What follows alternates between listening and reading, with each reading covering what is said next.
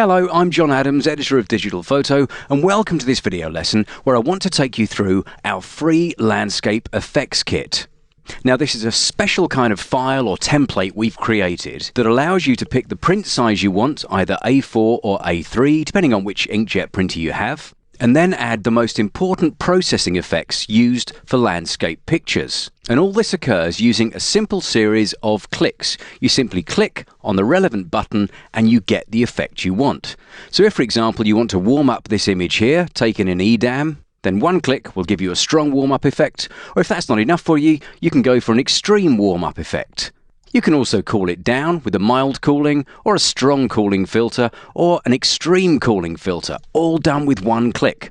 You can also change the contrast, maybe a little bit of contrast, or a lot of contrast, whatever you decide looks best with your particular image. In addition to that, you can add more vibrance to ramp up the colours, perhaps a mild effect, or a stronger vibrance effect to really let those colours pop through. You can even try some cross-processing effects, popular back in the days of film, to give a completely different colour palette to your image.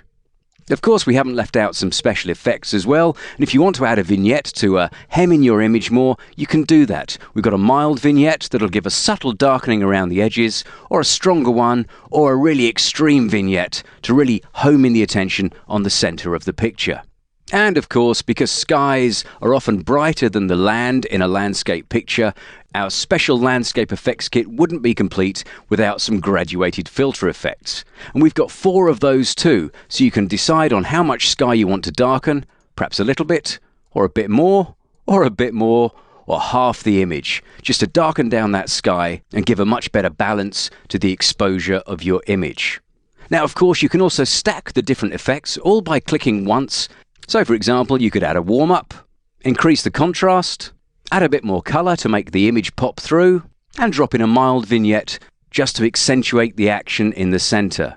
Now, I think you'll agree it's a wonderful tool that will be absolutely indispensable, so it's one that's worth dragging onto your desktop for future use.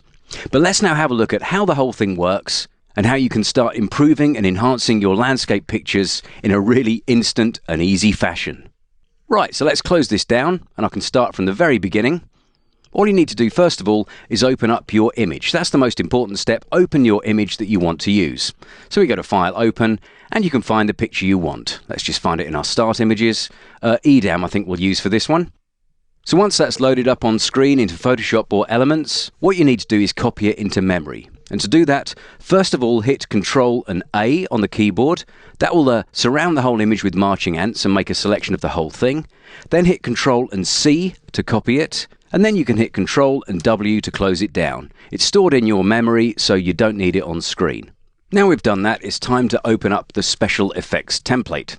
So if you go to File, Open, and choose the Landscape Effects Kit, double-click on that and that will open up the contents. And what we've got here is the A4 vertical, A4 horizontal, A3 vertical and A3 horizontal. So you need to bear in mind which way round your image is. Now the one we used was in horizontal format or landscape format, so we need to pick one of the horizontal templates.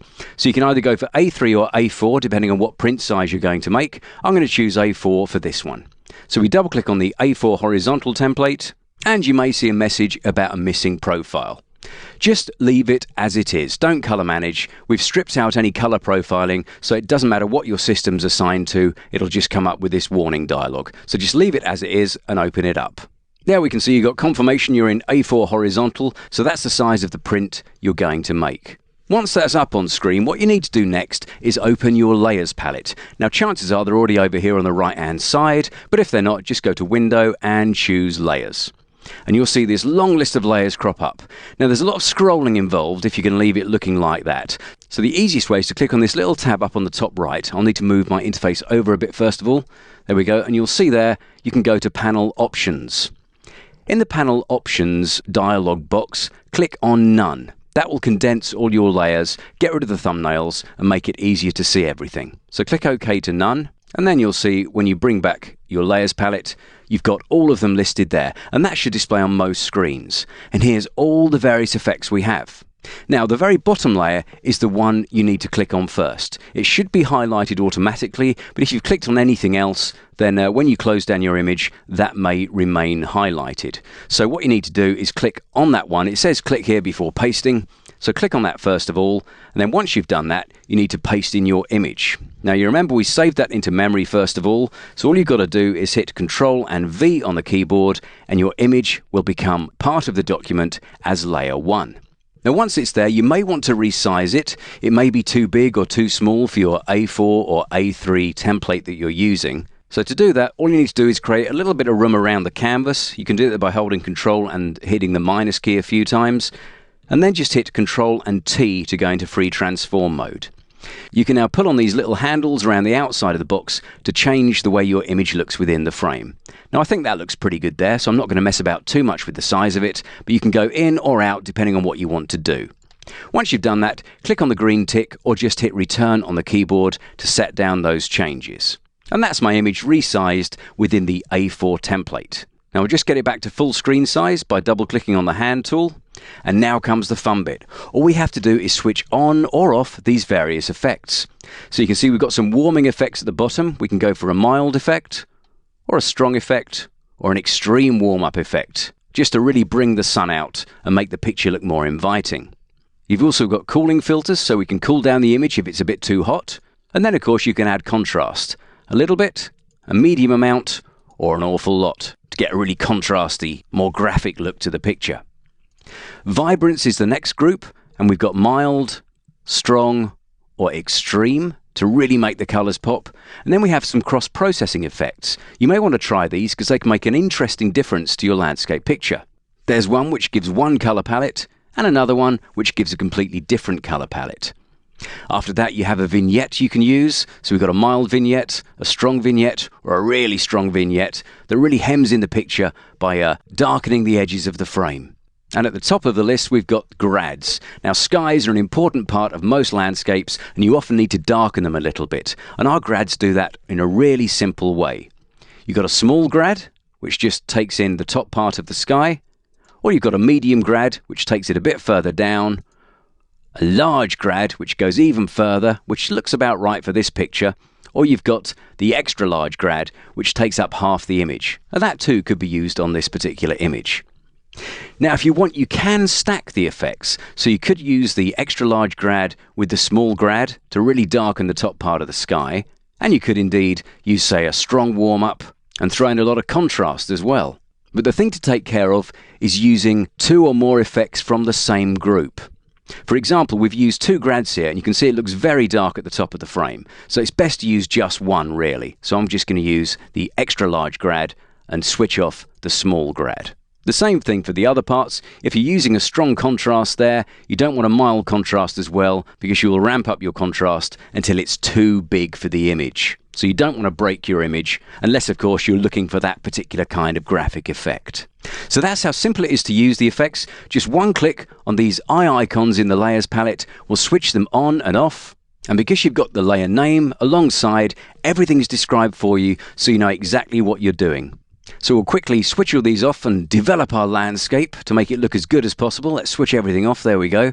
Now this one's looking a bit cold and flat, so I know I need some warming, so I'm going to go for a strong warm-up effect. That looks nice. Then I want some contrast, so from my contrast group, I'm going to go for, I think a mild contrast would be enough. Maybe strong? I'll leave it mild for now and see how we get on. After that, vibrance. I could do with a bit more colour. It's a little bit flat at the moment, so let's try some strong vibrance. No, that's too much, so I'm going to switch down to a mild vibrance effect instead. That looks pretty good there. Cross-processing. I'm not going to worry about cross-processing on this particular image. It doesn't need it, but I will use a bit of a vignette around the edge just to focus attention on the centre. And that's looking good there. Finally, the grad. Which one shall I use? Well, the extra large, that's a bit too heavy on the sky. So the large, that looks pretty good. Maybe medium? Nope, I'll go for large. So a large grad, a mild vignette, some mild vibrance, just to give the colours a kick, and some mild contrast to give the image more bite. That tied into our warm-up effect, which is a strong one, and we have a great looking landscape that's much better than the original one we started with. So that's how simple it is to use, and once you're happy with the effect, all you need to do is save a new version of your picture. So you don't need to touch any of the layers, just go up to File, choose Save As, and then save it somewhere on your desktop, for example, with a different name. The way to do it, if we go for EDAM New, for example, save that as a JPEG, not as a Photoshop document, because if you save as a Photoshop document, you'll keep all of these layers. So instead, just go for a JPEG, and that will flatten the image automatically. So we can save that now, and we'll get our JPEG options. The best bet is to either use the maximum quality of 12, or indeed 10 is pretty good. It's a good trade-off between file size and image quality.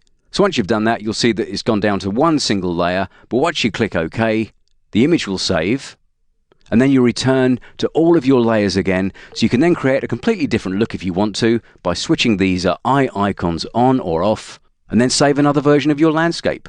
Really simple to use, really quick, and it'll save you bags of time.